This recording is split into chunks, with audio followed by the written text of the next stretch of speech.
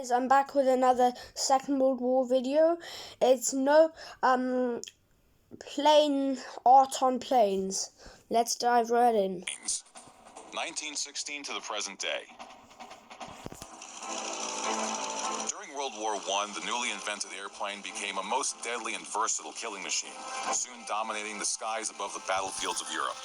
Halfway through the war, elaborate color schemes started to appear on many aircraft. Most were for the practical purpose of camouflage, but some were designed to simply impress and exert the pilot's individuality.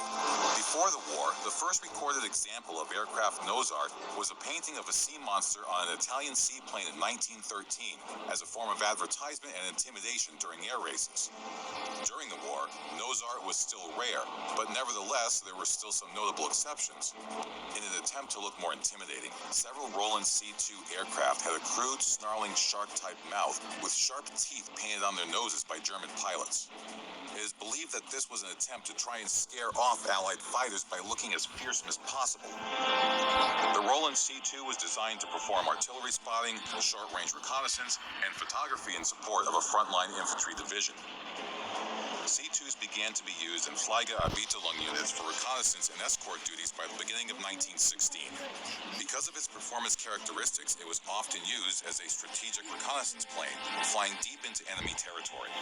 Later, when the Allies introduced faster fighting planes, Rolands were used for close support and reconnaissance, slowly withdrawing from the front line until June of 1917, when they were transferred into training schools. Later, during the interwar years of the 1920s and 30s, canvas and wooden aircraft gave way to airplanes that were constructed of steel and aluminum. It was all about highly polished surfaces, national insignia, and squadron markings. But with the coming of World War II, this quickly gave way to the practical need once more to camouflage aircraft.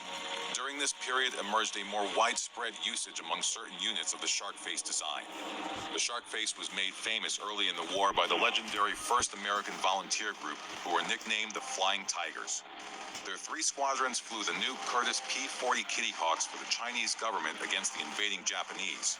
These aircraft were manned by American pilots who snuck into the region as tourists because America was not officially at war with Japan at the time. They later famously had shark mouths painted onto their planes, which looked particularly impressive as the P-40 had a very large air intake at the front to put it on. It also suited the fierce and aggressive combat reputation of these pilots, as well as the maverick nature of this highly independent unit. Though the idea was not their own, their inspiration had come after seeing a photograph of a P-40 of the number 112 Squadron RAF in North Africa painted in such a way, who in turn had been inspired after seeing the German Luftwaffe's ZG-76, whose twin-engine Messerschmitt Bf-110s were painted like this.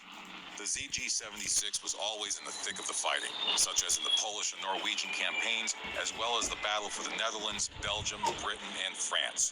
So this German fighter-bomber squadron had wanted to revive a snarling monster shark teeth tradition that was first used in World War I by the Roland bomber units in order to reflect their bravery in battle. Few other units during the war officially adopted a shark mouth, but nevertheless it could be sometimes found on individual aircraft in most major air forces. One strange example was on a P-51 Mustang that was forced to land at a Japanese-held airfield near the end of World War II after being hit by enemy gunfire. So impressed were the Japanese with the shark mouth painting on the front of the aircraft that they kept the design on, along with their freshly painted roundels, while they tested the Mustang to see how good it really was in a series of mock dogfights. The shark mouth motif was to appear in large numbers on the American side during the Vietnam War of the 1960s, not just on airplanes, but also on other military vehicles like attack boats and helicopters.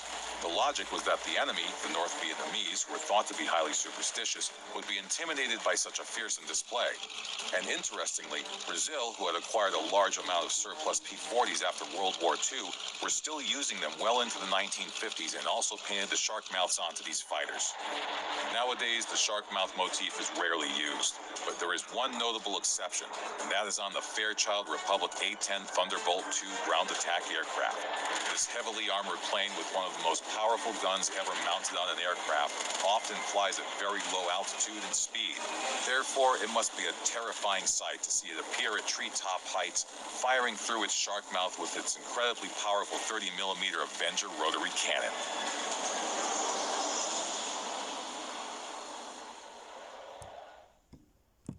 hope you enjoyed that, guys. Subscribe and hit that notification bell if you want to get more YouTube videos like this. This episode is brought to you by Peace Warp. out.